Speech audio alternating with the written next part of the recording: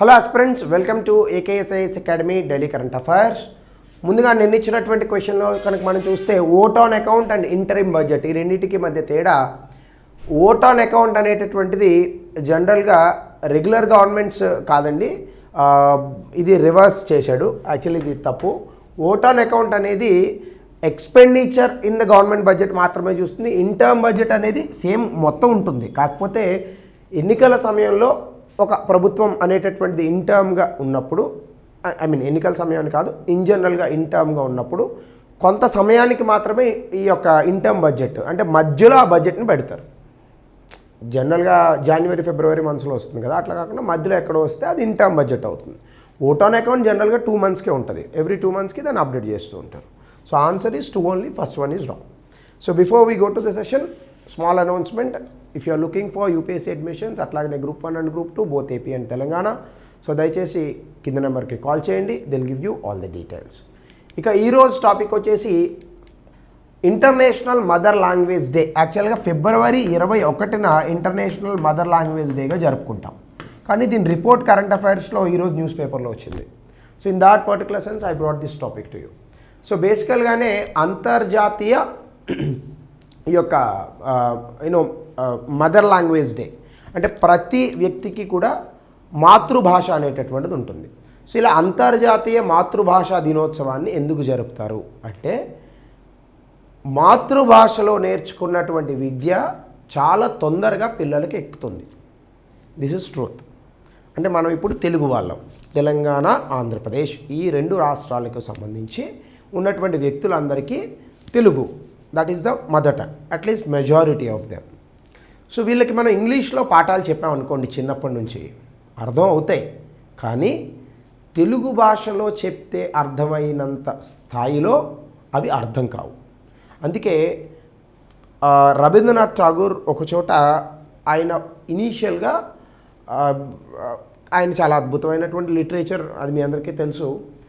So Rabindranath Tagore గారు మొట్టమొదటిసారిగా అది రాసినప్పుడు ఆయనకి నోబెల్ ప్రైజ్ వచ్చినప్పుడు ఇన్ లిటరేచర్లో ఆయన ఫస్ట్ దాన్ని బంగ్లాదేశ్, అక్కడ ఉన్నటువంటి బంగ్లా భాషలో రాశారు. ఆయనకి రాలా. సో దాని తర్వాత దాన్ని ఆయన ఇంగ్లీష్లోకి తర్జుమా చేశారు. సో చాలా అద్భుతంగా రాశారు. గీతాంజలి అనేటటువంటి ఆ యొక్క నావల్ అని అనుకోండి. సో గీతాంజలి తెలుగులో కూడా అదే పేరు, గీతాంజలి. దానికి నోబెల్ ప్రైజ్ వచ్చింది. కొంతమంది రిపోర్టర్స్ ఆయన ఒక ప్రశ్న అడిగారు, సార్ మీరు ఇంత అద్భుతమైన ఇంగ్లీష్ ఎలా రాశారు అని చెప్పేసి. నేను ఫస్ట్ నా మాతృభాషను బాగా నేర్చుకున్నాను అన్నాడు ఆయన. అంటే ఏ వ్యక్తి అయితే మాతృభాషను బాగా నేర్చుకుంటాడో, for those people learning the other languages would be so easy. So చాలామంది చూడండి, తెలుగులో మాట్లాడితే అదొక నామోషిగా భావించేటటువంటి పరిస్థితులు ఉన్నాయి. But remember one thing, if you are very fluent and eloquent in Telugu, the same type of eloquency and fluency will come in English. అందులో ఏ డౌటు లేదు. సో మీరు ఎంత అనర్గళంగా తెలుగులో అద్భుతంగా భాష మాట్లాడగలుగుతారో, అంతే అనర్గళంగా ఇంగ్లీష్ ఇతర భాషలు నేర్చుకోవడానికి అది మీకు ఒక ప్లాట్ఫామ్ అవుతుంది. దానికి బెస్ట్ ఎగ్జాంపుల్ మనకి సొసైటీలో చాలామంది ఉన్నారు. పీపుల్ లైక్ మన ఫార్మర్ వైస్ ప్రెసిడెంట్గా చేశారు వెంకయ్య నాయుడు గారు, కానీ ఐఏఎస్ ఆఫీసర్గా రిటైర్ అయ్యి తర్వాత లోక్సత్తాను స్థాపించినటువంటి జయప్రకాష్ నారాయణన్ గారు, కానీ వాళ్ళ భాషలు చూడండి, తెలుగులో చాలా అద్భుతంగా మాట్లాడతారు. The same eloquency the maintain in English as well. So ఒక వ్యక్తి తెలుగులో మాట్లాడుతున్నాడంటే ఆ వ్యక్తికి ఇంగ్లీష్ రాదని కాదు, వాళ్ళు తెలుగుని ప్రిఫర్ చేస్తున్నారు అంతే. కాబట్టి మనం కూడా ముఖ్యంగా తెలుగు రాష్ట్రాలలో చిన్నపిల్లలకి at least still the primary education we must teach them in Telugu. ఎందుకంటే మాతృభాషలో మనకు బాగా అర్థమవుతుంది. కాలుకి దెబ్బ తగిలితే మామ్ అని అనం కదా, అమ్మానే పిలుస్తాం. So that is what it happens. So కాబట్టి ఈ ఇంటర్నేషనల్ మదర్ లాంగ్వేజ్ డేలో చాలా ఇంపార్టెంట్ విషయాలు ఉన్నాయి, మనం చూద్దాం. ముందుగా ఇంటర్నేషనల్ మదర్ లాంగ్వేజ్ డే 21 ఫిబ్రవరిని జరుపుతారు. UNESCO 7th edition of state of education report India గురించి ఇక్కడ ఇచ్చింది.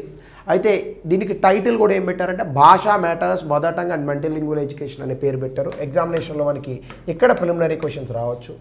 అలాగే ఇక్కడ మాతృభాష యొక్క ప్రాముఖ్యత, వివిధ రకాల భాషల్లో అంటే మల్టీలింగ్వల్ ఎడ్యుకేషన్ అని అంటాం. ఒక భాష కాకుండా ఒకటి కన్నా ఎక్కువ భాషల్లో భారతదేశంలో ఎడ్యుకేషన్కి సంబంధించి దాని తాలూకా ఇంపార్టెన్స్, అలాగే భారతదేశంలో ఉన్నటువంటి లింగ్విస్టిక్ డైవర్సిటీ అంటే మనకి భాషలో కూడా వైవిధ్యం ఉంది. మన దేశంలో చాలా భాషలు ఉన్నాయి. As per the article, as per the Schedule 8 of the Indian Constitution, we have 22 scheduled languages. We have only 2 official languages, that is English and Hindi. And we don't have any national language. మనకి జాతీయ భాష లేదు. చాలామంది గొప్ప గొప్ప వ్యక్తులు, వక్తలు ఇంటర్నెట్లో హిందీ జాతీయ భాష అంటున్నారు. మీ తలకాయ, హిందీ జాతీయ భాష కాదు. We have only 2 official languages, that is Hindi and English. We don't have any national language. చాలామంది ఇప్పుడు తిడతారు, కింద కామెంట్ సెక్షన్లో మీ ఇష్టం పెట్టుకోండి. సో ఇక్కడ లింగ్విస్టిక్ డైవర్సిటీ అంటే భాషా వైవిధ్యంలో ఇది కనుక ఉంటే భారతదేశంలో ఈ భాషా వైవిధ్యం వలనే క్వాలిటీ లెర్నింగ్, నాణ్యతతో కూడినటువంటి విద్య ప్రాప్తిస్తుంది అని కూడా చెప్పారు. సో దీనికి సంబంధించి అసలు ఇంటర్నేషనల్ మదర్ లాంగ్వేజ్ డే అంటే ఏంటో చూద్దాం. ఫస్ట్ యునెస్కో వాళ్ళు దీన్ని 1999లో తీసుకొచ్చారు. ప్రపంచవ్యాప్తంగా 2000 సంవత్సరాల నుంచి ప్రపంచవ్యాప్తంగా ఉన్నటువంటి భాషా వైవిధ్యాన్ని ప్రపంచానికి చెప్పడం కోసం ఈ యొక్క దినోత్సవాన్ని జరుపుతూ ఉంటారు. 2026కి సంబంధించి ఒక థీమ్ కూడా ఉంది, youth voices on multilingual education. ఇది మనకి ప్రిలిమినరీ ఎగ్జామినేషన్లో అడుగుతాడు. అసలు ఇది ఎందుకు వచ్చింది అంటే 1952లో పాకిస్తాన్కి వ్యతిరేకంగా, ఎందుకంటే పాకిస్తాన్లో ఎక్కువగా పర్షియన్ లాంగ్వేజ్తో టచ్ ఉన్నటువంటి ఉర్దూ ఇలాంటి భాషలు మాట్లాడతారు, హిందీ కూడా మాట్లాడతారు. కానీ బంగ్లాదేశ్లో ఆ రోజు east Pakistan, today's Bangladesh and yesterday's east Pakistan, ఈ బంగ్లాదేశ్లో ఆ రోజుల్లో బంగ్లా మాట్లాడేవారు. దాన్ని పాకిస్తాన్ గుర్తించలేదు. దీన్ని గుర్తించాలని చెప్పి చాలామంది అక్కడ రకరకాల విప్లవాలు చేశారు. కానీ అక్కడ పాకిస్తాన్ గవర్నమెంట్ కోపం వచ్చి అలా ధర్నాలు చేస్తున్నటువంటి యువతను కాల్చి చంపింది.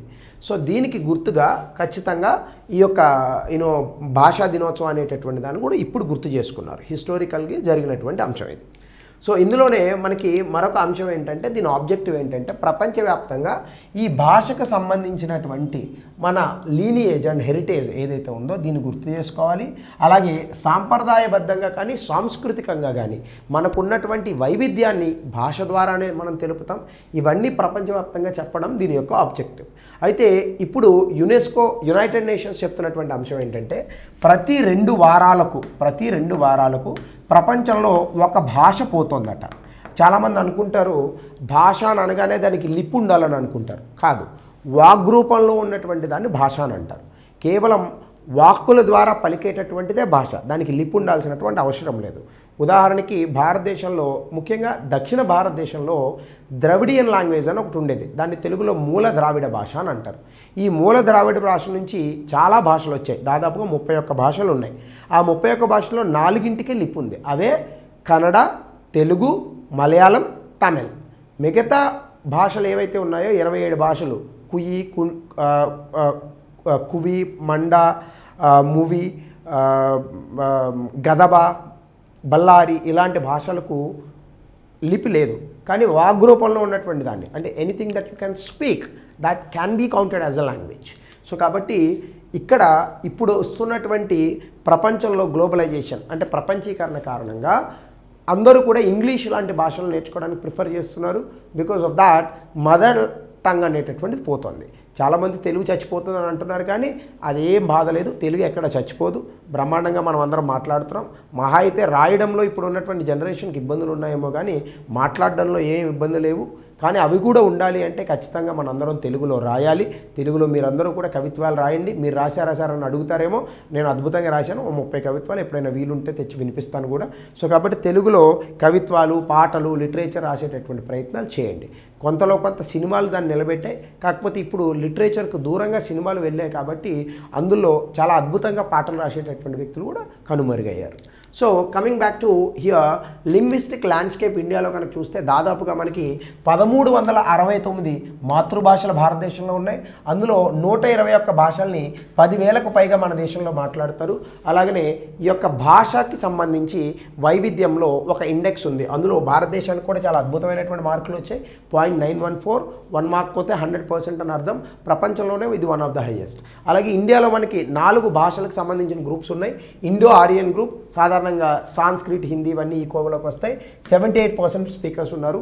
రెండవది ద్రవిడియన్ గ్రూప్, ఎక్కువగా దక్షిణ భారతదేశంలో మాట్లాడతారు, దాన్ని 20% మంది మాట్లాడతారు. ఆస్ట్రో ఏషియాటిక్, ఇది 1.2% ఉన్నారు. టిబెటో బర్మన్, ఎక్కువగా హిమాలయ ప్రాంతాల్లో మాట్లాడతారు, ఇది 0.8% ఉన్నారు. అలాగనే మన దేశంలో ముఖ్యంగా 200 భాషల వరకు ఇప్పుడు వల్నరబుల్ ఆర్ ఎండేంజర్డ్ ఉన్నాయి. అలాగనే టిబెటన్, బర్మా, ఆస్ట్రో ఏషియాటిక్ లాంగ్వేజెస్ని చాలామంది మాట్లాడడం తగ్గిస్తున్నారు. అట్లాగనే డబుల్ డివైడ్ కనుక మనం చూస్తే ఇంగ్లీష్ చాలా టాప్లో ఉంది. ఎందుకంటే ఇటీవల కాలంలో ఉద్యోగాలు రావాలంటే that to in the service sector English అనేటటువంటి దానికి ప్రాముఖ్యత పెరిగింది. ఈ కారణంగా ఇంగ్లీష్ని ఎక్కువ మంది నేర్చుకుంటున్నారు, మాట్లాడాలని ఆశిస్తున్నారు. ఇంగ్లీష్లో మాట్లాడితే అది చాలా అద్భుతమైన నాగరికత అనేటటువంటి ఒక భావన కూడా సొసైటీలో ఉంది. If two Telugu people are meeting they won't talk in Telugu. అంటే నేను కూడా అది ఇంగ్లీష్లో చెప్తున్నాను, మీకు ఇంకా బాగా అర్థమవుతుందని. ఇద్దరు తెలుగు వ్యక్తులు కలిస్తే తెలుగులో మాట్లాడుకోరు, వాళ్ళు ఇంగ్లీష్లో మాట్లాడుకుంటారు. ఒక్కొక్కసారి ఆ ఇంగ్లీష్లో చాలా తప్పులు ఉంటాయి, అయినా కూడా అది చాలా అద్భుతంగా ఉంటుంది. కొంచెం ఈ సంస్కృతి మారాలి అనేటటువంటిది నా తాలూకా ఆలోచన కూడా. ఎందుకంటే నేను తెలుగు భాషనైతే నేను బాగానే నేర్చుకున్నాను. సో రీజనల్ లాంగ్వేజెస్ అంటే ప్రాంతీయ భాషల మీద ఇంగ్లీష్ తాలూకా డామినేషన్ ఉంది. రెండు, మన దేశంలో కొన్ని ట్రైబల్ భాషలు ఉన్నాయి, ఇవి కూడా చాలా బోటంకి వెళ్ళిపోయాయి. ఇవి డబుల్ డివైడ్గా మనకి ప్రాబ్లం ఉంది. అట్లాగనే యునెస్కో ఇచ్చినటువంటి ఈ SOER రిపోర్ట్ భారతదేశం గురించి ఏం చెప్తుందంటే, ఫస్ట్ ఆఫ్ ఆల్ ఇది ప్రతి సంవత్సరం కూడా ఈ రిపోర్ట్ ఇస్తారు. యునెస్కోకి సంబంధించిన regional office for south Asia వాళ్ళు ఈ రిపోర్ట్ ఇస్తారు. ఇక్కడ ఎవిడెన్స్ తీసుకొని కొన్ని అనాలిసిస్ చేస్తారు, ముఖ్యంగా ఇండియన్ ఎడ్యుకేషన్కి సంబంధించి. ఇది సుస్థిర అభివృద్ధి లక్ష్యాల్లో గోల్ నెంబర్ 4కి కొంత టైఅప్ అయి ఉంటుంది. అలాగే ఇంక్లూజివ్ లెర్నింగ్ కమిట్మెంట్స్కి కూడా ఇది కొంత అలైన్మెంట్తో ఉంటుంది. ఇక్కడ ఏంటంటే mother tongue based multilingual education అంటే మాతృభాషను నేర్పిస్తూ ఇతర భాషలు నేర్పించాలి విద్యా వ్యవస్థలో అనేటటువంటి దీని యొక్క ముఖ్య ఉద్దేశం. ఇక్కడ మనకి ఏంటంటే ఇంక్లూజివ్ ఎడ్యుకేషన్ అంటే మొత్తం మన దేశంలో ఉన్నటువంటి వ్యక్తులందరికీ సమ్మిళితమైనటువంటి ఈ యొక్క విద్య అనేటటువంటి దాన్ని అందించాలి. ఇది దేశంలోనే జాతీయ స్థాయిలో ఇది ప్రయారిటీగా తీసుకురావాలి. అంటే దాని అర్థం ఏంటి, ప్రతి వ్యక్తికి కూడా ఎడ్యుకేషన్ అనేటటువంటిది అందాలి. ముఖ్యంగా ఇక్కడ కోర్ ఫోకస్ ఎక్కడ ఇస్తున్నారంటే యాక్సెస్, ప్రతి వాళ్ళకి ఈ యొక్క విద్యా వ్యవస్థ అందుబాటులో ఉండాలి. ఇంక్లూజన్, అందరికీ అర్థమయ్యేటటువంటి మాతృభాషలో వాళ్ళకి విద్యను నేర్పాలి. ఈక్విటీ, అందరికీ సమానంగా నేర్పాలి. ముఖ్యంగా ట్రైబల్ చిల్డ్రన్ వీళ్ళ మీద ఎక్కువగా ఫోకస్ చేయాలి. రెండు, కంటెక్చువల్ అండ్ లైఫ్ లాంగ్ లెర్నింగ్. సాధారణంగా మనకి ప్రాంతీయ భాషల్ని ప్రాతిపదికగా చేసుకొని మనం కనుక ఇంటిగ్రేట్ చేస్తే కల్చరల్ నాలెడ్జ్ని, అంటే మనకున్నటువంటి సాంస్కృతిక జ్ఞానం ఏదైతే ఉందో దీన్ని ప్రాంతీయ భాషలతో కనుక మనం కలిపి ప్రపంచంలో ఉన్నటువంటి అద్భుతమైన విషయాలని ఎడ్యుకేషన్లో కనుక మనం నేర్పించగలిగితే చాలా అద్భుతంగా పిల్లలు తయారవుతారు. And thanks to artificial intelligence ఈ మధ్యకాలంలో ఇతర భాషల్లోకి తర్జుమా చేయడానికి ఆర్టిఫిషియల్ ఇంటెలిజెన్స్ చాలా బాగా ఉపయోగపడుతుంది. అలాగే లింగ్విస్టిక్ డైవర్సిటీ, భారతదేశంలో చాలా అద్భుతమైనటువంటి భాషా వైవిధ్యం ఉంది. కాబట్టి పిల్లల్ని ఫస్ట్ ఆఫ్ ఆల్ ఈ లింగ్విస్టిక్ డైవర్సిటీకి ఆస్తులుగా మనం అర్థం చేసుకోవాలి. అలాగే ఈ ఇండియాలో ఉన్నటువంటి వైవిధ్యాన్ని కాపాడడానికి లింగ్విస్టిక్ డైవర్సిటీని కూడా కాపాడాలి. అలాగే skills for sustainable futures. First of all multilingual education ఉండాలి. కొంతమంది హిందీని ఇంపోజ్ చేయాలంటారు. అరే ఎందుకు ఇంపోజ్ చేయాలి భయ్, అంతకన్నా ఓల్డ్ లాంగ్వేజ్ తమిళ్, ప్రపంచంలోనే ఓల్డెస్ట్ లాంగ్వేజ్ తమిళ్గా చెప్తారు. సో తెలుగు, మలయాళం, కన్నడ మేమందరం తెలుగే మాట్లాడుతున్నాం. మేము హిందీలో మాట్లాడడానికి వ్యతిరేకం కాదు, కానీ హిందీ మాత్రమే కేవలంగా మాట్లాడడానికి వ్యతిరేకం. సో మేము తెలుగులో మాట్లాడుకుంటూ హిందీ నేర్చుకుంటాం. ఫర్ ఎగ్జాంపుల్ హిందీలో మాట్లాడే వాళ్ళని మరి తెలుగులో మాట్లాడమని చెప్పాలి కదా. ఇప్పుడు మొత్తం దేశంలో 40% మంది హిందీ మాట్లాడతారు, అంటే 60% మంది మిగతా భాషలు మాట్లాడతారు. ఈ 60% మందికి హిందీ వచ్చి ఉండవచ్చు కాక, అది వేరే సంగతి. కానీ ప్రప్రథమంగా హిందీ మాట్లాడే వాళ్ళు 40% మందే. బీహార్లో ఉన్నవాళ్ళు హిందీ మాట్లాడరు, భోజ్పురి మాట్లాడతారు. పంజాబ్లో ఉన్నవాడు హిందీ మాట్లాడు, పంజాబీ మాట్లాడతాడు. So they are lot of differences. Uttar Pradesh, మధ్యప్రదేశ్లో మాత్రమే ఎక్కువ భాగం హిందీ మాట్లాడతారు, హర్యానా, ఢిల్లీ ఇలాంటి ప్రాంతాల్లో. సో కాబట్టి ఖచ్చితంగా మనము మన దేశంలో మల్టీలింగ్వల్ ఎడ్యుకేషన్, మాతృభాషను నేర్పిస్తూ ఇతర భాషల మీద ఫోకస్ పెట్టాలి. దీని ద్వారా మనం ఇతర భాషలు, ముఖ్యంగా ఇంగ్లీష్ నేర్చుకోవడానికి చాలా బాగా ఉపయోగపడుతుంది. ఇంగ్లీష్ బాగా నేర్చుకోవాలంటే బిలీవ్ మై వర్డ్స్, నేనైతే అలాగే నేర్చుకున్నాను. So believe my words, first you have to learn Telugu very well. మీరు ఇంగ్లీష్లో ఉన్నటువంటి పదాలను తెలుగులో కనుక తర్జుమా చేయగలిగితే, so speaking in English is not a big deal. Tenses కరెక్ట్గా నేర్చుకుని, tenses, active voice, passive voice, direct indirect స్పీచ్లు నేర్చుకుంటే more than enough. Vocabulary is more important. కాబట్టి ఇన్స్టిట్యూషనలైజేషన్, ఇక్కడ ఉన్నటువంటి విధానాలు, టీచర్ ఎడ్యుకేషన్ కూడా ఉండాలి, డిజిటల్ ఎకోసిస్టమ్స్, ఇవన్నీ మల్టీలింగ్వల్, అలాగే ఈ యొక్క లింగ్విస్టిక్ ఎడ్యుకేషన్ని ముందుకు తీసుకెళ్ళడానికి ఉపయోగపడతాయి.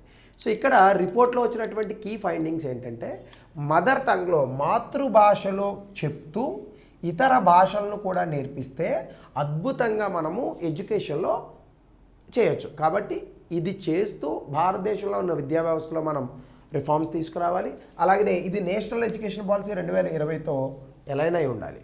So international decade of indigenous లాంగ్వేజెస్గా కూడా ప్రకటించారు 2022-32 సంవత్సరాలు గుర్తుపెట్టుకోండి.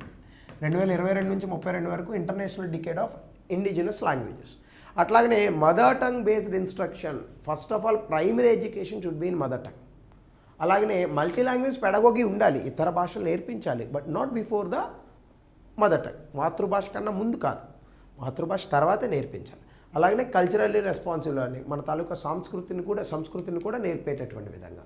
స్టేట్ లెవెల్ ప్లానింగ్ దీనికి సంబంధించి ఖచ్చితంగా రాష్ట్రాల్లో కూడా ఆ భాషలను, ఆ మాతృభాషలు నేర్పించేటటువంటిది ఉండాలి. అంతేగాని ఇంగ్లీష్ మీడియం స్కూల్స్ దీని మీద పెద్ద రభస ఆంధ్రప్రదేశ్లో ఆ మధ్యకాలంలో. అరే బాబు, ఇంగ్లీష్ మీడియం స్కూల్స్ పెట్టండి, ఎవడొద్దన్నాడు మిమ్మల్ని? ఎక్కడి నుంచి పెట్టాలి? అసలు టీచర్స్కి అంత సామర్థ్యం ఉందా? అది కూడా చూడాలి. నేను మొన్న ఎవరో టీచర్ చెప్తుంటే చూశాను, FUTURE ఫుటూరే అంట. నేను ఇంకా ఫ్యూచర్ అని చదువుకున్నాను చిన్నప్పుడు, తెలియక ఫుటూరే అని చదవాలని తెలియదు నాకు. ముందు టీచర్స్కి చక్కగా ట్రైనింగ్ ఇవ్వండి. అందరినీ అనట్లే, 100కి 90 మంది టీచర్స్ బాగుండి ఉండొచ్చు, మిగతా 10 మంది సంగతి ఏంది? నిజంగా గవర్నమెంట్ స్కూల్స్లో అంత అద్భుతమైనటువంటి విద్యనే ఇస్తుంటే ప్రైవేట్ స్కూల్స్కి ఎందుకు వెళ్తున్నారు పిల్లలు?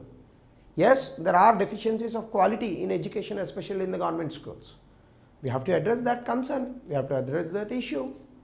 సో ఇవి మనం ఆలోచించాలి. కాబట్టి లాంగ్వేజ్ అనేటటువంటిది అక్కడ మనం ఎంత జ్ఞానాన్ని ఇస్తున్నామన్నది చూడాలి. ఏ భాషలో చెప్తే ఏముంది అక్కడ? మీరు ఒక మంచి థియరీ చెప్పారు, తెలుగులో చెప్తే అర్థమైంది, ఇంగ్లీష్లో చెప్తే అర్థం కాలేదు. తెలుగులో చెప్పండి, తప్పేముంది అందులో? నేను తెలుగులోనే కదా ఇప్పుడు మనం క్లాస్ చెప్పుకునేది. అర్థం అవడం important.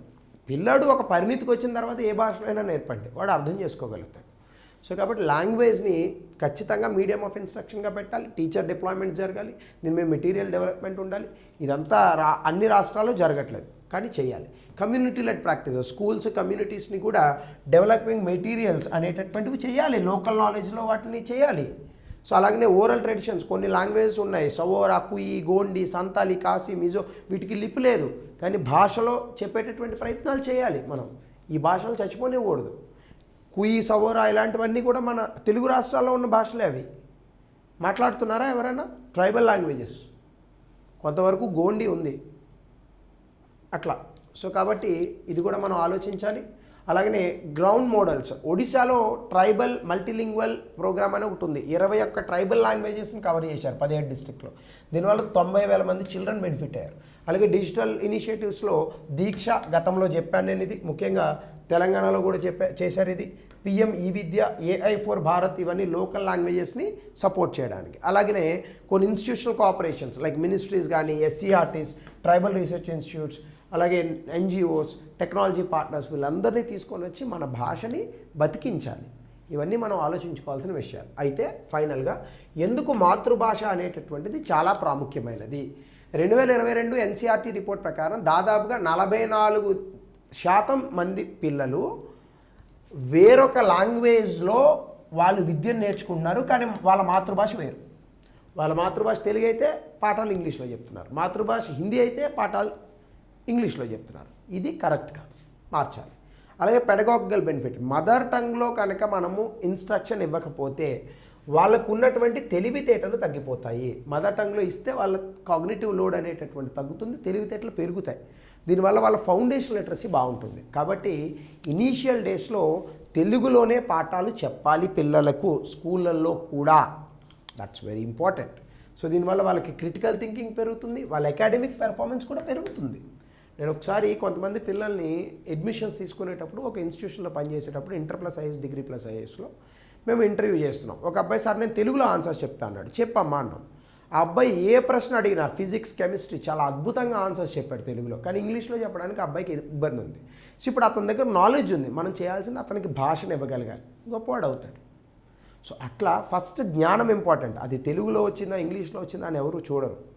First knowledge is important, then we have to convert that into different language. English is a mere language that is used as a communication, that's it. Not even communication, it's a mere language out of so many languages in the world, అంతే. So కాబట్టి cultural preservation, mother tongue, మన తాలూకా మాతృభాష ఏదైతే ఉందో దీన్ని మనం ఉంచుకుంటేనే, దాన్ని అలా బ్రతికించుకుంటేనే మన తాలూకా పూర్వీకుల నుంచి వచ్చినటువంటి జ్ఞానం కానీ, మనకి ఒక ఆత్మాభిమానం కానీ, ఇవన్నీ కూడా పెరుగుతాయి. అలాగే లాంగ్వేజ్ డెత్, కొన్ని రోజులకి ఆ భాష చనిపోవడం అనేటటువంటి దాన్ని కాపాడచ్చు. అలాగే సోషల్ ఈక్విటీ, ఇప్పుడు చూడండి, ఇంగ్లీష్లో మాట్లాడితే గొప్పోళ్ళు, అనేటటువంటిది చాలా తప్పు. అలాగే మనం ఎప్పుడు కూడా ఈ సోషల్ ఈక్విటీ అనేటటువంటిది ఉండాలి. సమాజంలో అందరూ ఒకే భాష మాట్లాడితే బాగుంటుంది. సో అలాగనే ట్రిపుల్ డిసడ్వాంటేజ్ ఉంటుంది. కొంతమంది ట్రైబల్ కమ్యూనిటీస్ వీళ్ళందరూ కూడా ఎక్కువగా ఇంగ్లీష్ చెప్తున్నారని ఆ స్కూళ్ళలో బయటకు వచ్చేస్తూ ఉంటారు. సో కాబట్టి ఇవన్నీ కొంచెం మనం తగ్గించాల్సినటువంటి విషయాలు. అలాగే నేషనల్ ఎడ్యుకేషన్ పాలసీ 2020 కూడా హోమ్ లాంగ్వేజ్ ఇన్స్ట్రక్షన్ పెట్టాలి. అట్లీస్ట్ 5వ క్లాస్ వరకు అయినా తెలుగులో పాఠాలు చెప్పాలని చెప్పారు. 8వ క్లాస్ వరకు చెప్తే ఇంకా గ్రేట్. దాని తర్వాత మారాలి మైండ్ సెట్. సో ఇవన్నీ కూడా మనం తీసుకొచ్చినటువంటి అనేక రకాలైనటువంటి అంశాలు. కాబట్టి తెలుగులో మాట్లాడదాం, తప్పేమీ లేదు అందులో. తెలుగు నుంచి ఇతర భాషలు నేర్చుకుందాం. సో ఇది.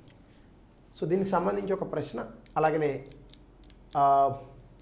Are we losing our local identity for the global identity? గతంలోనే ఇచ్చాడు. యూపీఎస్సీ ఎప్పుడు మనకన్నా ముందు ఉంటుంది. సో ఇది గతంలో ఇచ్చినటువంటి క్వశ్చన్. దీనికి కూడా ఆన్సర్ రాసుకోండి. So thank you. మీ కామెంట్స్ని కొంచెం సివిక్ సెన్స్తో కామెంట్ సెక్షన్లో పెట్టండి. Have a good day.